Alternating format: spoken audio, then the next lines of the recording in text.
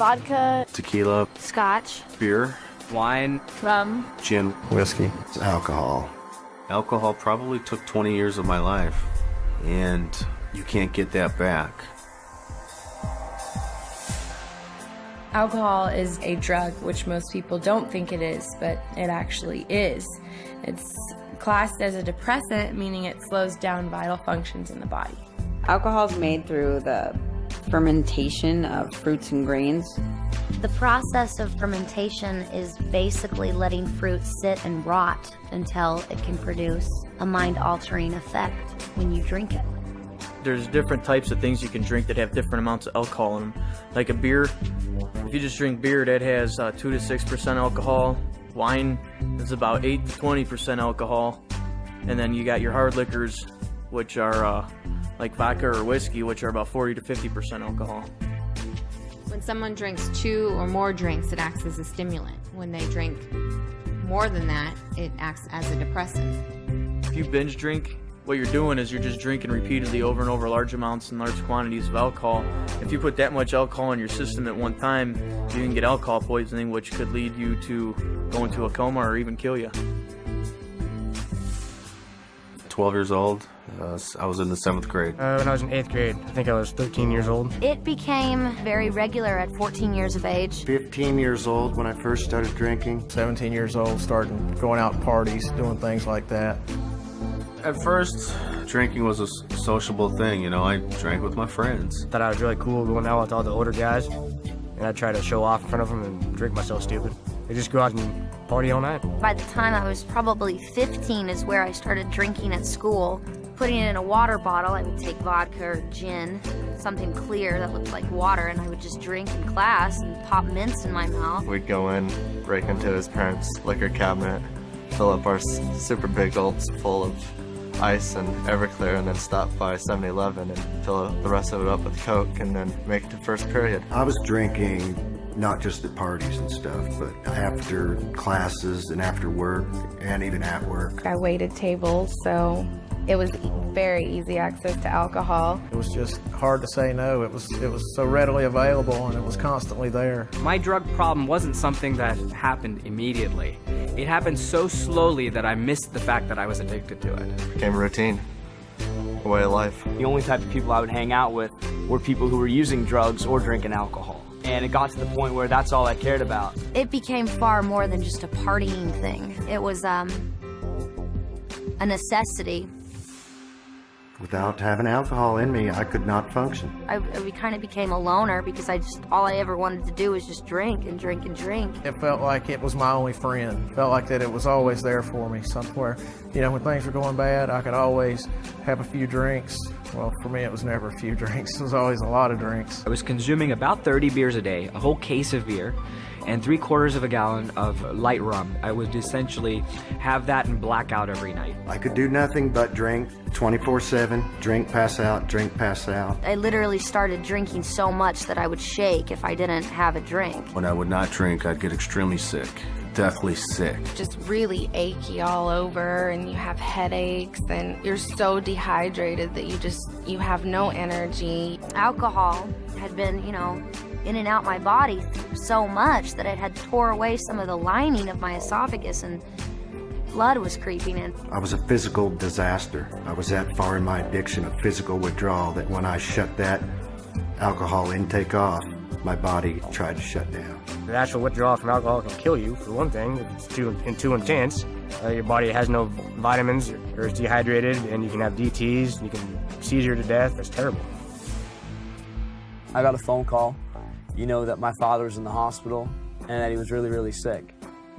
And that he wasn't going to make it. So the next day I got on a plane to go home. And my only way to confront this was to drink alcohol. So I showed up at the airport pretty drunk, and my family, you know, saw me there, and, you know, they didn't know what to say. The worst thing about it is that my father was kept conscious so that he could see me before he passed away. But instead of disgracing his memory, they'd put him on life support. I had gotten kicked out of this bar for fighting. I was beyond drunk, and I was attacked and raped. And I went home and I stayed in my apartment for a week. My mom would come knocking on the door. I'd pretend I wasn't home. I felt like it was my fault. You know, I was the one that was at that bar. I was the one that was getting drunk. I went home and I had a roommate, and for some reason we got into an argument which resulted in a fight, and the cops got called. I blacked out for part of it, so I couldn't figure out why I was waking up in jail. I drank some beer there at the bar inside the airport. I just ordered another beer and put my backpack on and started walking through the terminal smoking a cigarette. I didn't care what I was supposed to be doing. And I ended up getting a fight with the police there at the airport, and I woke up in jail. I had staples in my head. In the military, I woke up and I actually had to crawl on my hands and knees off the flight deck of the carrier because I couldn't walk, and then I got discharged from that and lost a girlfriend and a kid and my whole life. I drank to blackout one night. Well, sometime about an hour later, I got back up. I went to my bedroom. My wife wasn't there.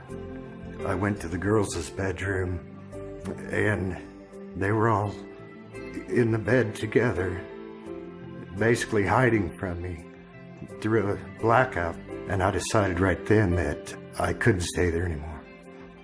I was afraid that I was going to hurt someone at a blackout. You know, I haven't had a drink in 3 years, yet I'm reminded daily of my alcohol abuse because of the long-term effects. I have horrible short-term memory, and it makes everyday life very difficult for me. Just remembering names, remembering how to do things. As a result of alcohol, I had high blood pressure, and I still have it. It destroys your internal organs, and I mean, it can destroy your brain functions, your handwriting, small motor skills. It's definitely a poison. I have liver pains, bone and muscle aches that just used to not be there, and it's not from age. I'm not that old. I should be in my prime right now, and I've probably aged myself 20 years through alcohol abuse. Alcohol is slow to kill, but it's the most hideous form of death.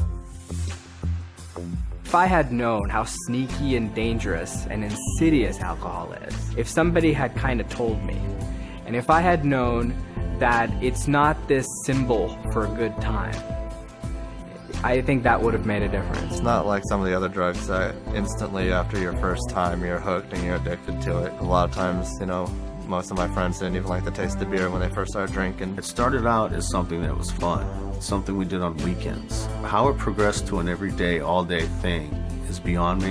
I have no answer to that. I do not understand how that happened, but it did. It's nothing but misery. The last 12, 13 years of my life, I've spent probably over $500,000, and over 4 or 5 years of that has been institutionalized, whether it be in a alcohol treatment rehab facility or, you know, incarcerated.